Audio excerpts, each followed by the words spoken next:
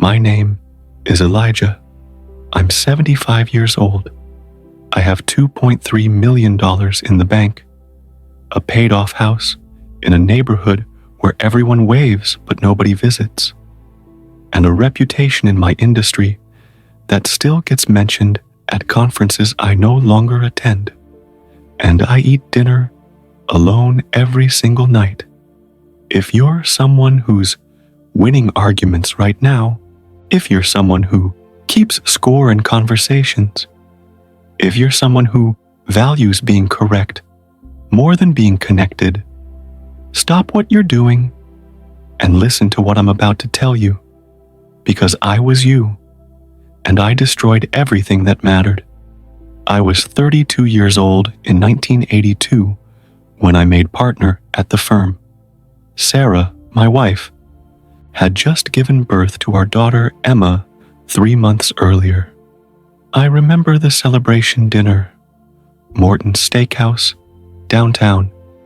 Sarah wore this blue dress she'd been saving for a special occasion. She'd lost most of the baby weight, and she was glowing. Emma was with Sarah's mother that night. Halfway through dinner, Sarah reached across the table and took my hand. She said, "I'm so proud of you, Eli, but now that you've made partner, maybe we can have some evenings together?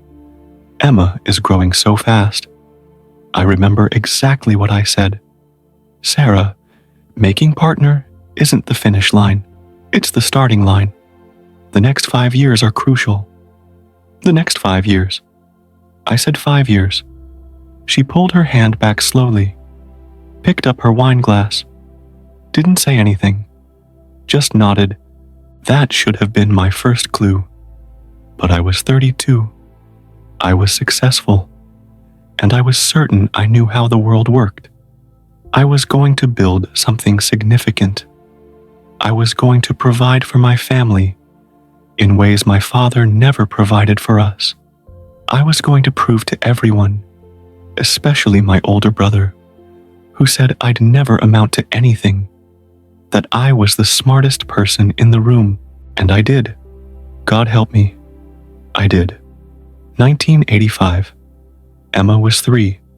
Sarah wanted to enroll her in a preschool that had morning and afternoon sessions.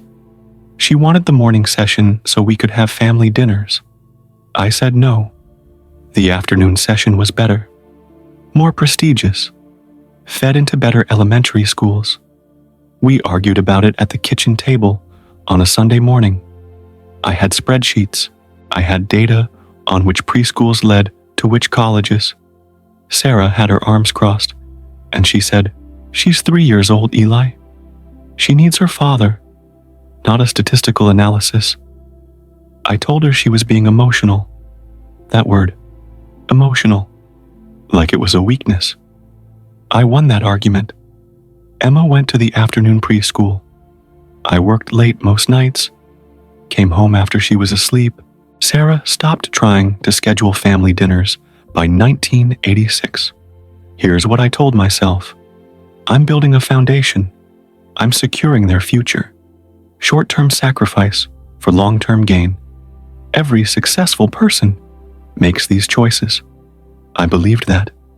I really did. The late 80s and early 90s blur together now. They blur because I wasn't really present for any of it. I have photographs, of course. Emma's first day of elementary school, 1987. I'm in the picture, dark suit, checking my watch. Emma's holding a Cabbage Patch doll, looking at the camera. Sarah's looking at me. There's a whole album of photos where I'm in the frame, but I'm checking my watch, holding a briefcase, or looking at something off camera. I'm there, but I'm not there. I missed Emma's school plays. Not all of them, just most of them. I missed the one in 1991 where she played Dorothy in The Wizard of Oz. I had a client meeting that ran late. Sarah videotaped it. I watched it 3 months later on a Sunday afternoon. Emma came into the room while I was watching, saw herself on screen, and left without saying anything. She was 9. I told myself, she understands. She knows I'm working for her, for us. But here's the thing about 9-year-olds. They don't understand. They just feel abandoned. And they remember. 1993.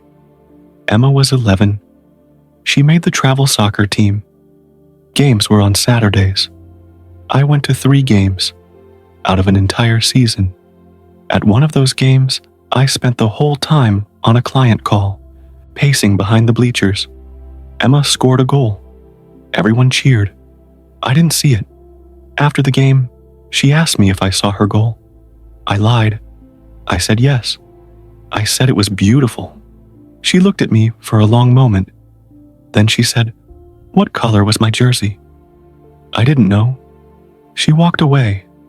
She was 11 years old, and she already knew her father was a liar. 1998. I made senior partner.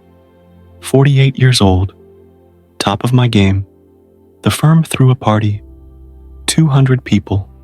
Sarah and Emma came. Emma was 16, already looking like she'd rather be anywhere else. During my speech, I thanked my family for their sacrifice. I remember saying that. Sacrifice. Like they'd chosen it. Like they'd volunteered. Sarah smiled. It didn't reach her eyes. After the party, in the car, Emma asked if she could go to her friend's house. It was 9 p.m. on a Friday night.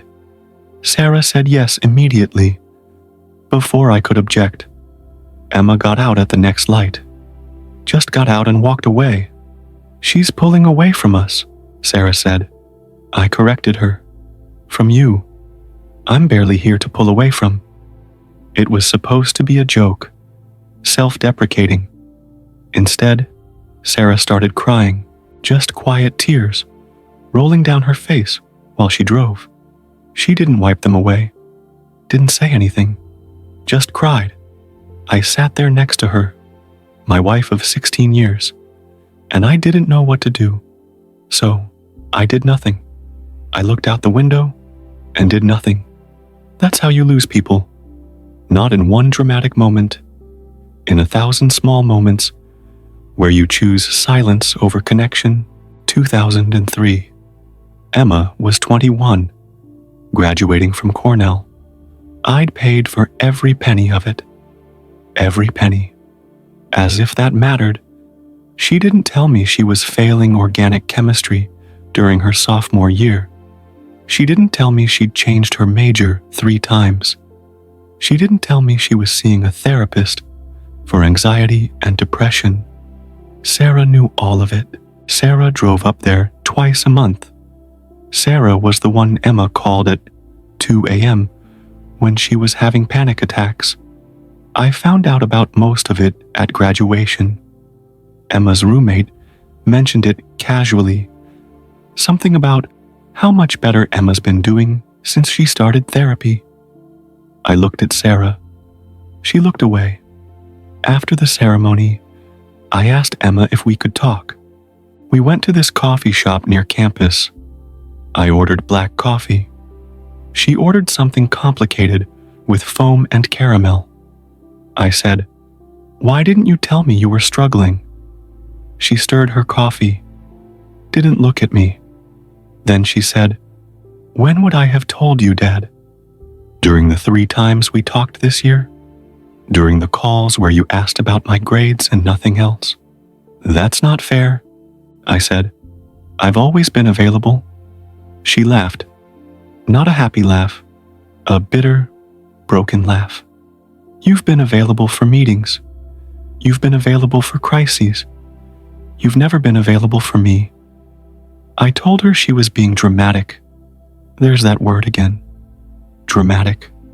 The word I used whenever someone had feelings I didn't want to deal with. She stood up, left her expensive coffee on the table, said, "Thanks for paying for school, Dad. It's probably the most you've ever given me." She walked out. I sat there with 2 coffee cups. and the realization that my daughter was a stranger. I told myself she'd get over it. Young people are dramatic. She'd understand when she was older. She never got over it. 2006. Sarah asked for a divorce. We were 56 years old. We'd been married for 24 years. She asked for a divorce on a Tuesday morning at breakfast. I was reading the Wall Street Journal. She was eating yogurt. She said, "I want a divorce." I put down the paper. I said, "What?" "I want a divorce." She said again, "I've wanted one for 10 years. I stayed because of Emma. Emma's graduated. Emma has her own life. I'd like to have one too." I asked her what I'd done wrong. Actually asked that. What I'd done wrong, like it was one thing. Like it was fixable. She said, "You've never asked me about my day. Not once in 10 years have you asked me what I did, what I thought, what I felt. You come home, you eat dinner, you watch the news, you go to sleep. I'm a housekeeper who shares your bed." I told her that was ridiculous. I told her I'd provided everything. The house, the cars, the vacations, Emma's education. "I know," she said. "That's the saddest part. You think that's what love is." The divorce took 8 months. She got the house. I moved into a condo downtown. Emma sided with her mother. Of course she did. I told myself they'd come around. I told myself they were being vindictive. I told myself I was the victim here. I was 57 years old, and I had learned nothing. From 2006 to 2016, I worked. That's it. That's the whole story. I worked. I made more money. I won more cases. I got written up in legal journals. People knew my name. And every single holiday, I ate alone. Emma got married in 2009. I was invited. I was seated in the back. I wasn't asked to walk her down the aisle. Sarah's brother did that. During the reception, Emma danced with him during the father-daughter dance.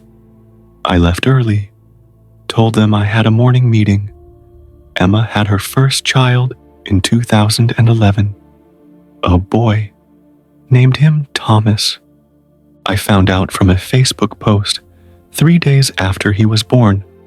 Sarah was in the picture, holding the baby. I wasn't told he'd arrived. I sent a card, enclosed a check for $5,000. Emma cashed the check. Never called to say thank you. I told myself she was still angry. She'd come around eventually. But here's the truth I couldn't face. She wasn't angry anymore. She was indifferent, and indifference is so much worse than anger. 2016. I had a heart attack, 66 years old, sitting at my desk, reviewing a contract, and suddenly my chest felt like someone had parked a truck on it. I woke up in the hospital 3 days later. The nurse told me I'd been lucky. Told me someone should stay with me for the first week at home. I called Emma. First time I'd called her in 2 years. She answered on the 4th ring. "Dad? I had a heart attack," I said. "I'm in the hospital. They're releasing me tomorrow. Could someone stay with me for a few days?" Silence. Long silence. Then, "I'm sorry you went through that. I hope you recover well. But no, I can't stay with you. Emma, please. You weren't there when I needed you," she said. Her voice was steady. Not angry, not sad. Just factual. Not once. Not ever. "I don't owe you this." She hung up. I called Sarah. She didn't answer. I left a voicemail. She texted back 3 hours later. "I'm sorry about your health. Take care of yourself." The firm hired a home health aide to stay with me. Nice woman named Rita. She made sure I took my medication, ate properly, went to my follow-up appointments. We didn't talk much. What was there to say? On the 5th day, I asked her if she had children. 3, she said. 2 boys and a girl. Do you see them often? Every Sunday. We have dinner. It's loud and messy, and I wouldn't trade it for anything. I paid her $300 a day to keep me alive. She had something worth more than everything I'd ever earned. I'm 75 now. I retired 3 years ago. The firm threw a party, gave me a plaque. A lot of people said nice things about my career. Emma didn't come. She sent a card. It said, "Congratulations on your retirement. Best wishes." Like I was a colleague, not her father. I have 2 grandchildren now. Thomas is 13. His sister Lily is 9. I've met them twice. Both times were awkward. They don't know me. Why would they? I'm the old man who sends checks on birthdays. Last month was Thomas's 13th birthday. I sent a $1,000 check. Emma sent it back. Wrote on the envelope, "He doesn't need your money." He never did. He needed a grandfather. I keep that envelope on my refrigerator. I don't know why. Maybe because it's the most honest thing anyone said to me in years. My days are simple now. I wake up at 6 a.m., old habit. I make coffee. I read the paper. I go for a walk. I come home. I watch the news. I eat a frozen dinner. I go to bed. Sometimes the phone rings. It's never Emma. It's never Sarah. It's usually someone trying to sell me something or a robocall. I have lunch with old colleagues sometimes. We talk about cases we worked on, people we knew, decisions that shaped the industry. We never talk about our families. I think they know. I think they can see it on me. Last week, I was at the grocery store. Saw a man my age with his grandson. The boy was maybe 6, sitting in the cart, and the grandfather was making him laugh by pretending to juggle oranges. They were both laughing. The boy said, "Grandpa, you're silly." I stood there in the produce section, and I cried, just stood there with my empty cart and cried. A woman asked if I was okay. I said I was fine. I lied again, still lying. If you're reading this, if you're watching this, if you're someone who's choosing work over presence, success over connection, being right over being loved, please listen to me. You think you have time. You don't. You think they'll understand. They won't. You think you're building something for them. You're not. You're building something instead of them. I know what you're thinking right now. You're thinking, but my situation is different. My career is at a crucial point. Just a few more years, and then I'll have time. That's what I thought. At 32, at 40, at 50, at 60. The years pile up. The excuses stay the same. And one day, you turn around, and everyone you love is gone. Not dead, just gone from your life. And they're fine without you. That's the part that kills you. They're fine. Your children don't need your money. They need you. Your spouse doesn't need a provider. They need a partner. Your family doesn't need your future success. They need your present attention. Here's what I wish someone had told me. You can't be right and be connected. You can't win every argument and keep your family. You can't optimize love. You can't schedule intimacy for later. You can't sacrifice relationships now for a payoff that never comes. I made a choice. Every day for 55 years, I made the same choice. I chose the office over the dinner table. I chose the client over the recital. I chose being respected by strangers over being loved by my family. And now, I have the respect. I have the money. I have the reputation. And I am so unbearably alone. Your daughter doesn't care about your promotion. Your son doesn't care about your portfolio. Your spouse doesn't care about your 5-year plan. They care about Tuesday nights. They care about stupid jokes at breakfast. They care about you remembering what they said yesterday.